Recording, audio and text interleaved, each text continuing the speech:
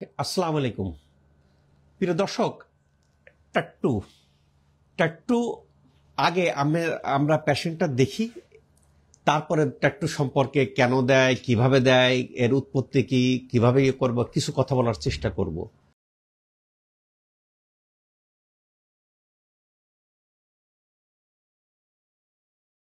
এটা কেন নিতে হয়, এটা সাধারণত আমাদের ইসলামে ডিসকাস করা হয়, নিরুৎসাহিত করা হয়। তবে এটা অনেকে কসমেটিক পারপাজে নিতে পারেন, অনেকে আবার কি করেন বিভিন্ন সংগঠনের সিম্বল হিসাবে নেন, অনেকে আবার একে ফেক করেন বিভিন্ন কিছু সিম্বল, যেমন চেস্টে নিলে লাভ বুঝায়, ব্যাকে নিলে ব্রেভ বুঝায়, এরকম বিভিন্ন অঙ্গে নিলে এক একটা সিম্বল, কেউ কসমেটিক পারপাজে নেন। এটাতে ইসের দিকে এটাতে আমরা ওই যে দেখলাম যে CO2 frictional carbon dioxide laser শুরু হয়ে গেছে।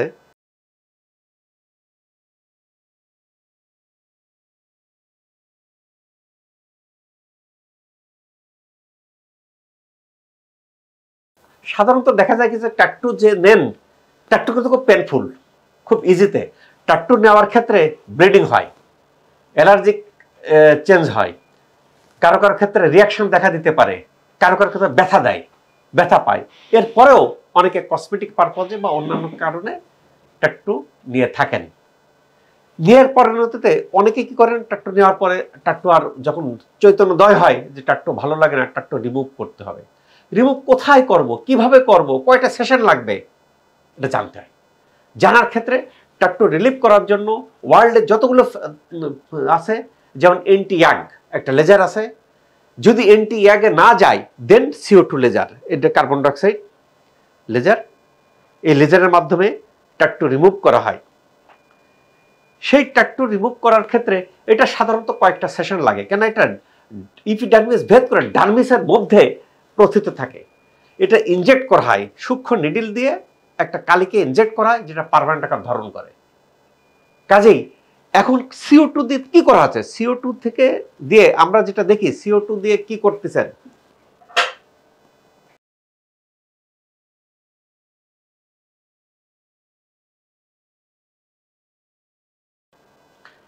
CO2 এইটা carbon dioxide laser, fractional laser দিয়ে যে ইঙ্কটা আমাদের ত্বকের মধ্যে ডার্মিসের মধ্যে, সেই ইঙ্কটাকে ক্ষুদ্রাতি ক্ষুদ্র ফ্রাকেল তৈরি করা হচ্ছে, এই ছোট্ট ছোট ক্ষুদ্রাতি ক্ষুদ্র কণিকাতে রূপান্তর করা হচ্ছে। এই রূপান্তর করার পদ্ধতিতে কি ঘটে, সেটা শরীরে অবজার্ভ করে আমাদের দেহ থেকে বহিষ্কৃত হয়ে যায়, ভালো হয়ে যায়। কাজে এই ট্যাটু রিমুভ করার ক্ষেত্রে কি পেনফুল, ট্যাটু নেওয়া পেনফুল, ট্যাটু রিলিভ করার ক্ষেত্রে ও পেন হয় হালকা, তবে কিছুটা পেন হয়। ট্যাটু রিমুভ করার ক্ষেত্রে কতটা সেশন লাগতে পারে, এটা আপনার কতটুকু ডেপথ হয়েছে তার উপর ডিপেন্ড করে। সাধারণত আমরা দেখলাম যে একটা সেশনেই তার দূর থেকে ট্যাটুকে বোঝা যাচ্ছে না, কাছে না গেলে বোঝা যায় না। কেন এই শশী হাসপাতালে একটা সেশনে এত রেজাল্ট আসার পেছনে কারণ এই মেশিন, যে মেশিনটা নেওয়া হয়েছে, এরকম যতগুলো কার্বন ডাইঅক্সাইড বা লেজার মেশিন আছে, সব মেশিনগুলো সবচেয়ে লেটেস্ট মেশিন, এবং ম্যান বিহাইন্ড দ্য মেশিন খুব ইম্পর্টেন্ট। এখানে যিনি দেখছেন তিনি doctor, medical graduate, MBBS doctor.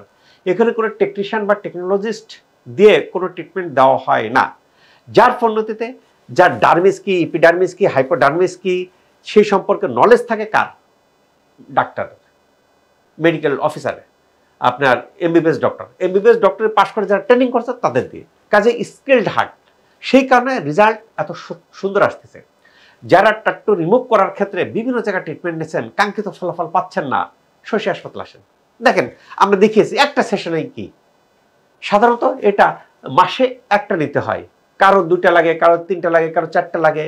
এটা ডেপথের উপর ডিপেন্ড করে যে আপনার ডার্মিসের মধ্যে কোথায় প্রথিত আছে, কিভাবে প্রথিত আছে এবং কতটুকু আছে তারপর।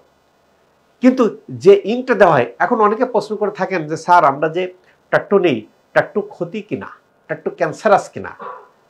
টাট্টু ইটসেলফ ক্যান্সারাস না, তবে এটা ত্বক ক্যান্সারকে, স্কিন ক্যান্সারকে প্রমোট করতে সহায়তা করে। টাট্টুর যে ইঙ্ক, যে কালি ব্যবহার করা হয়, সেই কালিটা USFD অ্যাপ্রুভড কিনা, নো, USFD এখন অ্যাপ্রুভ করে নাই। স্যার যদি না করে থাকে, আমেরিকার প্রায় 30% লোক টাট্টু নিচ্ছেন। ফার্স্ট ওয়ার্ল্ড কান্ট্রির এত লোক টাট্টু নিচ্ছেন কেন? নিচ্ছেন কসমেটিক পারপাজে। কেন কসমেটিক পারপাজের জন্য অনেকে ব্যথা সহ্য করেন, অনেকে করেন। কাজে এর থেকে রিলিফ করার ক্ষেত্রে চয়েস অফ ট্রিটমেন্ট এন্টিয়াগ লেজার ট্রিটমেন্ট।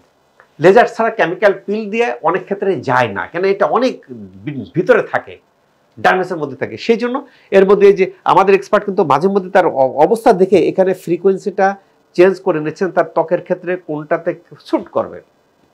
কাজেই দেখা যায় কি যে যেসব রোগ, যেসব আমরা অ্যাস্থেটিক পারপাজে করে থাকি, যেমন আমাদের যদি হাইপার পিগমেন্টেশন থাকে, সান ট্যান থাকে, সান বার্ন থাকে, মেলাজমা থাকে, ব্রণ থাকে, ডাবল চিন থাকে, ত্বককে গ্লো করতে হয়, কোলাজেন ফাইবার কম থাকে, ট্যাটু থাকে, তাহলে কি হয়? অনেক রকম মেশিনের দরকার হয়। আগেকার দিনে যেটা ছিল দু একটা অয়েন্টমেন্ট বা ক্রিম দিলে কাজ হতো, কিছুটা কাজ হতো, আসলে কাজ হতো না। সেই কারণে এখানে নজর কম ছিল। কিন্তু বর্তমান যুগে আপনি কি আইপিএল লেজার, এন্টিয়াগ laser, Q switch laser, CO2 laser, pico laser, hypo, HydraFacial, আপনার NIR, সব মেশিনগুলো শশী হাসপাতালে ইনক্লুড করা হয়েছে।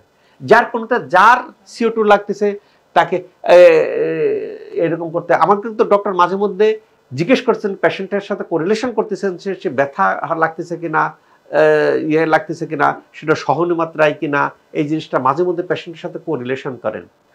কোরিলেশন করলে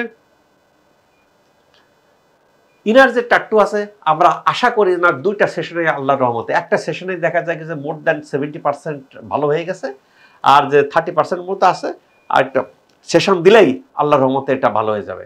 তবে কারো কারো ক্ষেত্রে সেশন একটু বেশি লাগতে পারে কিংবা কমও লাগতে পারে। যারা এরকম বিভিন্ন রকম ত্বকের দাগ আছে বাট আধুনিক লেটেস্ট টেকনোলজি নিতে চান, তারা শশী হাসপাতালে যোগাযোগ করতে পারেন। তবে অবশ্যই নিচের মোবাইল নম্বরে সিরিয়াল দিয়ে আসার জন্য অনুরোধ করা হলো। কেন সিরিয়াল দিয়ে না আসলে দেখবেন অনেকক্ষণ ওয়েট করতে হয়, কেন অ্যাস্থেটিক পারপাজে এখানে যে ট্রিটমেন্টগুলো দেওয়া হয় এখানে অনেক সময় লাগে, সময় সাপেক্ষ, এখানে তাড়াহুড়া করার স্কোপ নাই, কাজে এখানে অনেকক্ষণ ওয়েট করতে হয়। কাজেই নিচের মোবাইল নম্বরে সিরিয়াল দিয়ে আসার জন্য অনুরোধ করলো। আল্লাহ তাআলা আমাদের সবার ত্বককে সুন্দর রাখুক, ভালো রাখুক, এই প্রত্যাশায় আমি doctor S M Shahidul Islam.